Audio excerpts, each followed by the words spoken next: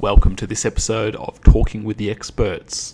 Today I speak with Tim Crosbie, leader of the Crosbie Crew, one of Australia's largest recreational running groups, about how he's returning to training after the COVID-19 crisis. Let's hope you find it beneficial.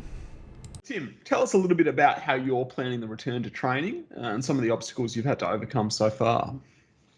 Well, basically, it's been similar to the moving into the pandemic. As we move out, we've had to respond to what the government allows us to do and the numbers that dictate how many people can be at training, and then also what you do with people when they are at training. So as we saw the moving into the pandemic, where we gradually scaled down, and in the end, I just ended up doing one-on-one sessions, which I must admit I did love, and those athletes that I was training at the time loved that as well. But then when we're moving back out, the numbers sort of gradually went up. We had 10s and now 20s. And it's just been the management of that process and how we've responded as a group. So our group traditionally, say on a Tuesday night, might get anywhere between 80 and 120 people at the tan track for a session, which we then divide into three separate groups of around the 40 per group and go off and do our training at various venues around the tan track in Melbourne. So what we did in these circumstances, because people's lives have changed quite dramatically with the pandemic, we sort of, between the club committee and also the club group of coaches, which numbers about 15, we came up with some strategies to work around what the reality of life is right now. And that means things like training times have changed. We were traditionally 6 o'clock at night, and we've been like that for 15 years. It's been 10 past 6, meet at 6 for a 10 past 6 start. We're now doing sessions at 5, 5:30, 6, and at night, because the reality is people are working from home. We've also moved to decentralise. So knowing that a lot of people are working from home, we're not centric around the tan track. And we've now got sessions in Footscray, Princess Park, Caulfield Park. And those sessions are going really, really well, particularly the Princess Park sessions, where we're sort of selling out numbers every week. So that's been the response. And then layering on top of that, well, how do you manage that? And we simply came up with Google documents where people have to register.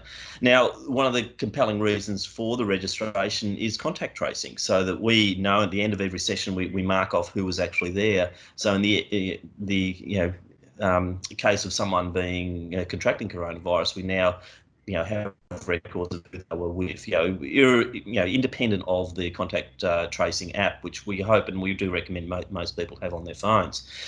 So that's the way we've managed it, and the runners have really taken to this so well. It's it seems to be quite seamless, and it's sort of revolutionising the way we do things, and the numbers have been really strong. So on any given Tuesday night, we're doing 8 sessions at 5 venues, and we're now back to nearly what the normal numbers would have been on a Tuesday night had we all been meeting at the tan track.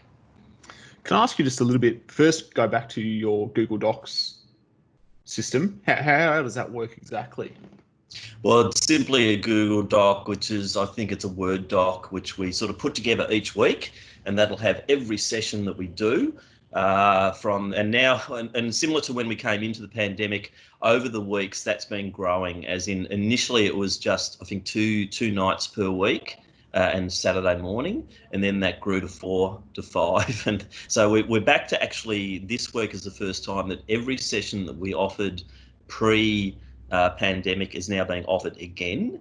In fact, there's been a growth. We've added some stuff, particularly in our satellite group in Sunbury. They've actually really ramped up their activity, and that's really been good for us as well. And in some ways, the pandemic has brought the community together even stronger, and we're seeing some levels of growth in certain areas as well. So the Google Doc is created on a weekly basis. Every session is there. We put in who the coaches are going to be, where they're going to be, what the session is, and we also have variable numbers on those, because we know full well that a venue like Princess Park can't cope with suddenly having 40 people being there, or even 20, because we've got the cap of 20 at the moment. But we know that we can't have too many people at certain venues. Olympic Park is another one where we're capping at about 12. So we're not even using the maximums at some of these venues, whereas others like Caulfield Park, we know we can go a little bit bigger there. So that's why we do it. We release that link every week, and then the runners just go online, put their names down, and that's the way they manage. And the beauty of that too is they know, they might realise an hour before the session they can't turn up, so they then remove their name, which then opens up a space potentially for someone else to come in. Yeah, fantastic. And you're just sharing that link through a private social media group, is it? Yeah, we email it out, and we also post it on our Facebook group as well, which is a closed group. And now, one of the other things we've done as a membership group as well is, like a lot of associations or clubs, we've deferred people having to actually register as members. But there's one slight benefit for those who have registered and have paid their money to be a member. They actually get the notification or the link about an hour or two before it goes public on Facebook to a broader audience that may have some non-members. That's just to give our financial members that just a little bit of a head start on getting their booking in. Absolutely. And talk to us a little bit about how you've managing different coaches over different venues at the same time. Are you using a set program which all coaches are using, or are there different skill levels by venue? How have you approached that? Basically, our coaches, which are an absolutely amazing group of people, and I really must thank them for what they've done and the way they've stood by the group with, through this whole pandemic. We're in contact with each other constantly via a WhatsApp group. So that's how we communicate. So we're communicating separately from the club committee, which uses Facebook to communicate. And we've based some of the locations around the coaches. So, if you're coming from the northern suburbs of Melbourne, Princess Park is such an easier commute than going into the city or going across the Caulfield, then that's where they are conducting their sessions. So we found that over the past 5 weeks that we've been doing this, some coach, we now know where each of the coaches are going to be. We also have a spreadsheet online for the coaches with their availability on any given day. And what we've added to that now is which location they would prefer to be at, whether it's north, central, east or west, and they just put that down on the availability form too, and that makes it easy for us then to allocate which coaches are going to be at what session. But as we found, that we're locking into a bit of a routine now, so we know every week who's going to be where. Fantastic. Now, moving forward, is this something that's going to expand, or are you going to move back to how you were doing things previously?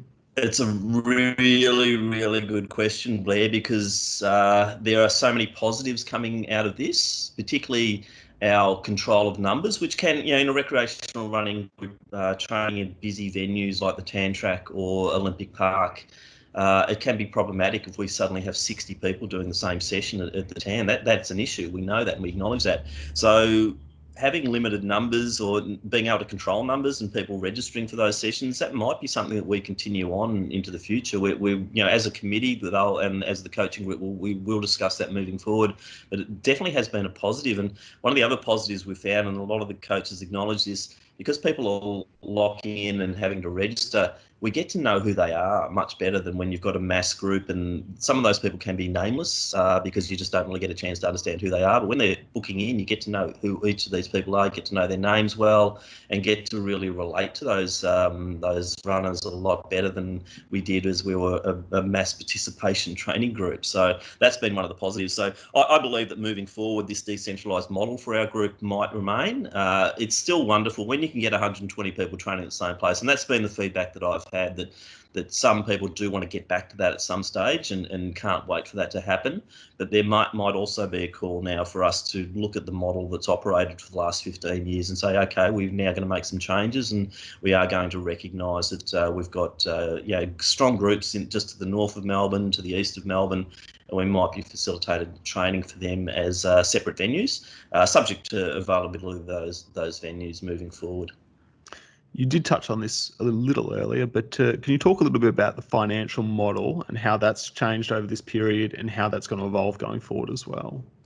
Well, like a lot of rec running clubs, our financial membership isn't complex. It's simply, I think it's $70 per year to be a full member of the club, and that gives you entitlement to all of the training sessions we do. Of that, $10 goes to Athletics Victoria, so all of our members are members of Athletics Victoria if they're not already existent members by being a member of a competing club. Now, due to the issues around coronavirus, obviously, the financial impact. So as a committee, we've decided that we're not dropping any members. Our membership year started, ironically on the 1st of April when this thing really hit, and we've made it known to all of our members that we're not going to drop anyone off our mailing lists, and we'll probably review this in about September or October, and we're quite happy then to look at individual cases as well, just to make sure that we're not cutting people off due to the fact all the impacts of coronavirus. And saying that too, one of the issues we may face going forward is this, as people start to return to normal working hours, we might need to review some of the operating hours that we do operate, because, I'll tell you what, in the middle of winter, that 5 p.m. slot is very, very popular, but as people return to normal work and working within offices, which we're not sure when that will start, we might need to review back to more the 5:30, 6 o'clock type, starting times. We'll just see how that, like anything, we're just responding to the changes as they occur, and hopefully being proactive enough to spot the trends and move with those trends as they happen. And have you used online at all over this period for any sort of remote training or anything like that? Not for the group type session. Yes, we did initially when the restrictions were such that we couldn't do any groups whatsoever.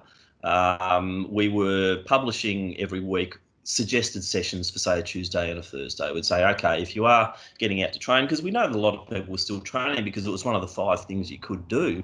So, we heard loud and clear from our members, tell us what to do. So we did, and we were just putting out a range of Tuesday sessions and a range of Thursday sessions just as ideas. And what they would then be doing, which was really good, and this is what I think the benefits of social media, which often I'm a critic of social media, but one of the benefits of social media, people were then going on Facebook, posting their pictures, showing Stravas of what they'd done and all that sort of stuff. And that kept that level of community engagement going. So our Facebook became critical at that point in time, especially when people were in isolation, because quite a few of our members live on their own as well. So this was their big connect out to their broader group and to their running family.